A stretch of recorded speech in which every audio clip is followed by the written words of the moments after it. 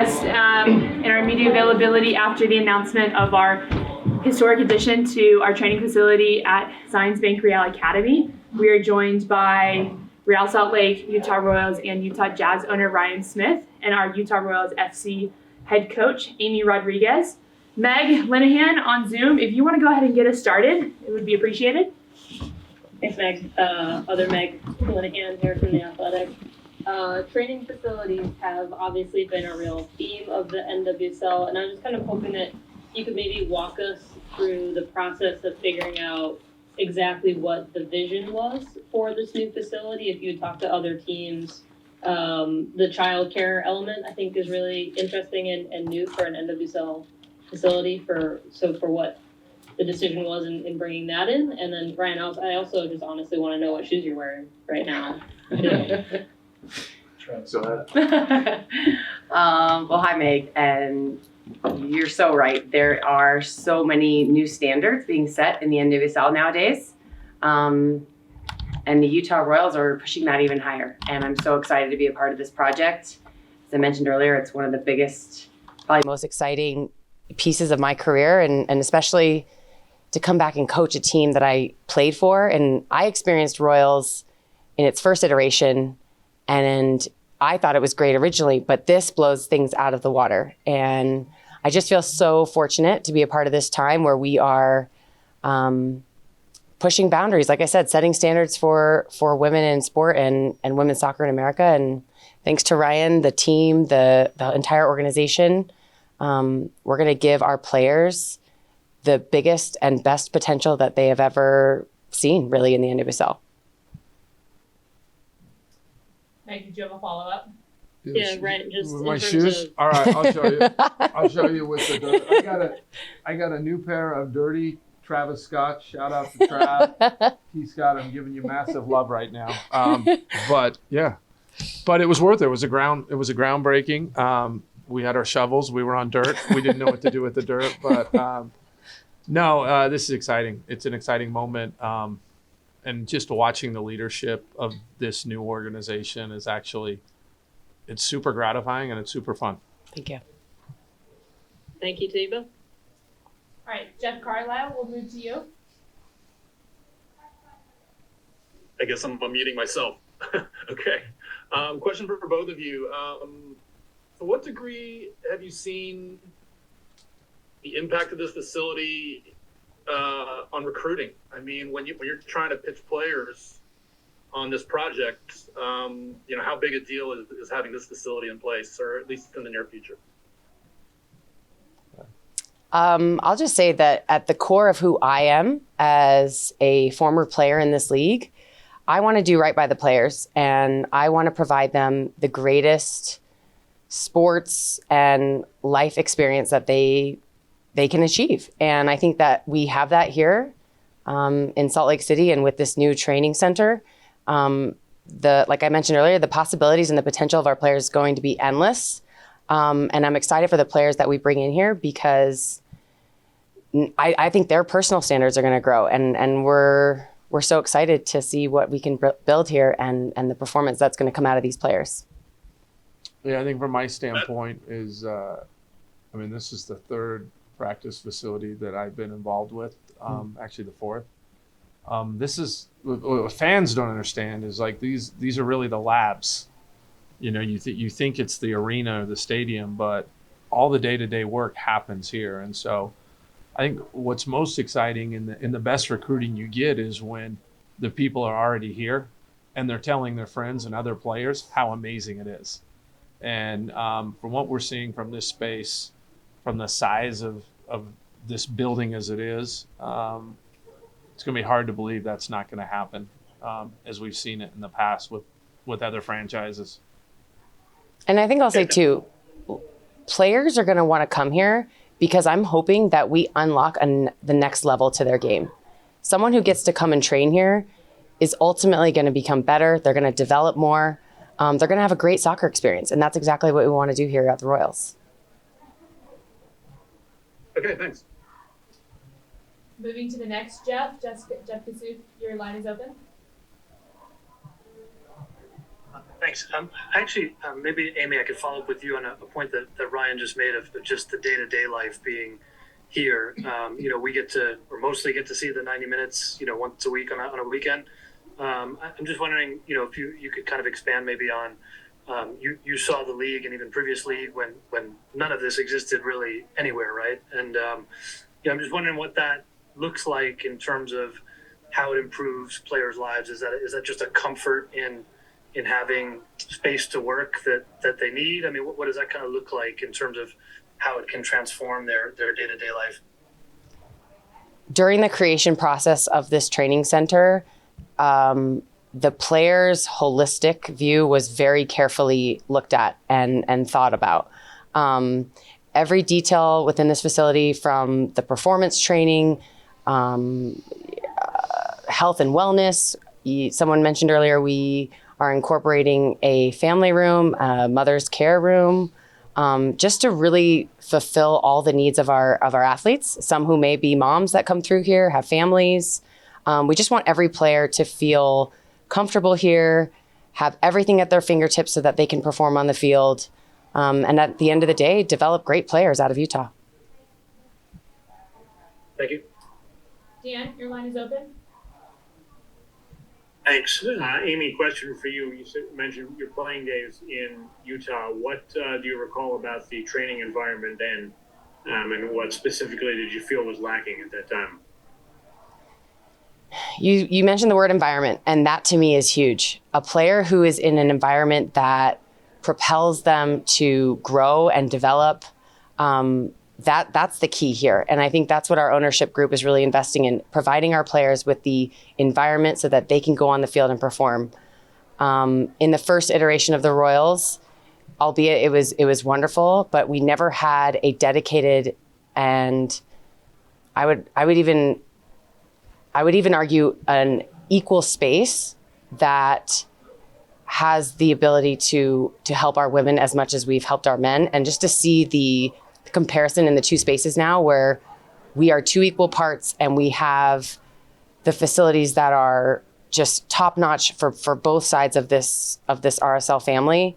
I just couldn't be more grateful. And then this is in the release somewhere that I missed, but what is the projected opening? Spring of 2024. Will that be like for day one, or maybe not quite? You got what, like 3.5 months till preseason starts? We don't have an exact date, but we estimate that it'll be ready by the start of the regular season. Great, thank you. Thank you, Dan. All right, we'll finish on Zoom with a question from Alex. Good afternoon. Hi, Ryan, I'm curious, what is the level of financial investment that you're making in this new facility? Well, I mean, we're not building it from scratch. We're actually just allocating space that's here. But I mean, it's significant. Look at the drawings. I've done enough real estate projects and construction projects to know that what we say the financial commitment is probably not going to be accurate anyways, especially in today's environment. So there you go. It's not small. It's not small, but that's not, I think that's beside the point. I think the point is what Amy just said. I think she articulated it great, is there's an equal space here. Thank you guys on Zoom. Persons in person, if you could raise your hand, please, for questions, so I know to call on you. Anyone with questions here? In the back? Martin Kelly with, Martin Kelly, with Broadcast Media, I apologize. With recruiting, it was talked about earlier, what's the recruiting process when it comes to high school players, with the academy, with college players, Utah's program, BYU's program, their top programs? What's the recruiting process going to be like to recruit young players to RLS and to attract them to the Royals as well? I apologize. Yeah, not a problem.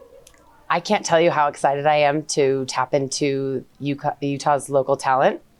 I think we have such a hotbed of soccer potential here in the state, and in seeing so many young girls and boys alike grow through our system here already on the RSL Academy side, I'm so excited to see what we could bring to the Royal side as well.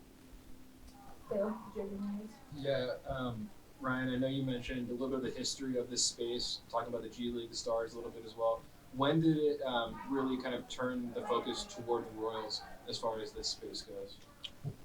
I would say all of the space. I mean, I think our whole it's just not a small endeavor, right? Even launching. I mean, you're basically creating a startup in a league. Like people are like, oh, the Royals are back. No, we're actually building a new franchise, and I think that I'll be 100% transparent. The best part of this was, we had the option to go do that. Literally. Both Amy, Michelle, they have made it so incredibly easy to say yes.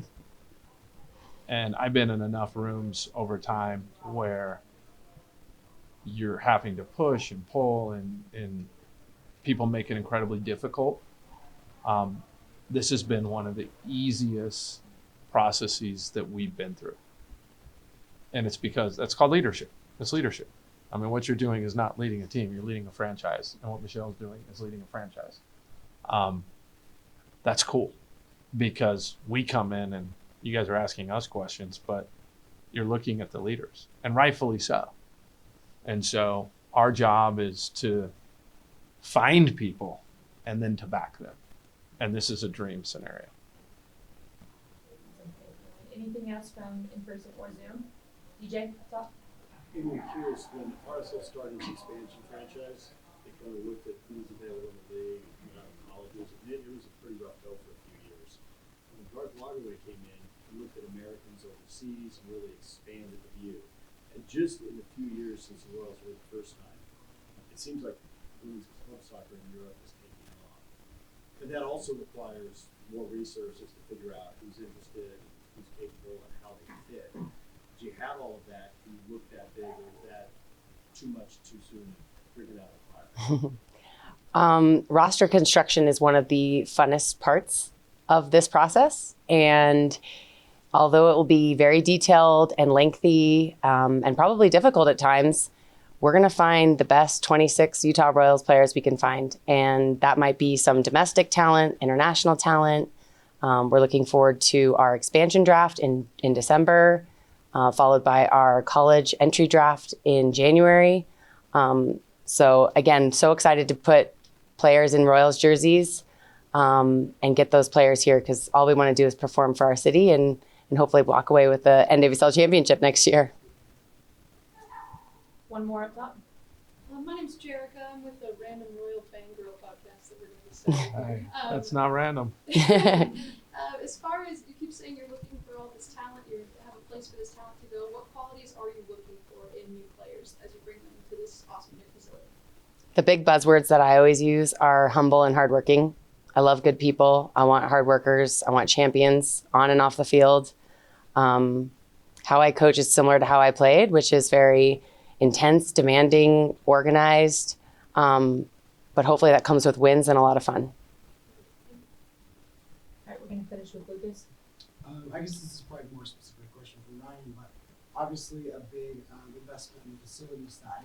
When it comes to recruiting, do you expect there to also be kind of a similar investment in that aspect? I mean, it's all a new investment, to be honest with you. I think it's, I think we've got some good draft positions coming up, which I think we're excited about. But I actually don't know the makeup of how much you're growing, and I actually leave that. I think we all leave it up to Amy in this roster construction. It's very rare that you get to go through what she just described. I mean, think about it. You're really starting fresh, and there's good and bad, but you almost need to see what you have and play that out, and how many iterations of that and where it goes and how lucky you can get. All of that's part of that, but I mean, you guys will know me over the years. I was a little salty this morning. I don't like losing. I don't know what else to say. Mm-hmm. Well, I think following up kind of that fresh start, obviously a big investment on the Royal side. Does that give you any kind of bug for bringing WNBA team back to Utah? we've got a pretty full plate right now, I'll be honest. Just thinking about that of just my morning drives as I just came from Jazz facility to here to Dwayne and I have a bunch of stuff. But I know Kathy extremely well, and we talk a lot, and what she's doing with the WNBA and Dwayne actually just jumping into the Chicago team where he's from. It's exciting, and it feels similar. This, you know, what was just described with getting these worlds and attracting an incredibly new fan base. And what I'm excited about is just, I mean, my kids and I on the way to school this morning, we do this, what are you glad about? And you never know what the kids are going to say. And we go around the horn and it's like, okay, what are you glad about? And my 7-year-old was like, and I don't know where she's going. She's like, I'm glad that I have a soccer game tomorrow. And you feel that when you come here, like that's what we're going to have, and we're going to go and create and build, and the impact of the work you're doing is going to be felt 20 and 30 years down the road. And so when you think about WNBA or women's sports, like we're in, and we're not going to be halfway in. Like that's just, you guys know me, it's all in and all the time. And so it's what we're doing. But the plate's full. Like it is. But we'll keep rolling. All right. Well, thank you everybody for joining us. Thank you, All Amy. right. Thank you, Ryan. I appreciate it. Thank you everyone on Zoom. We will have a video recording sent around later today. Thank you.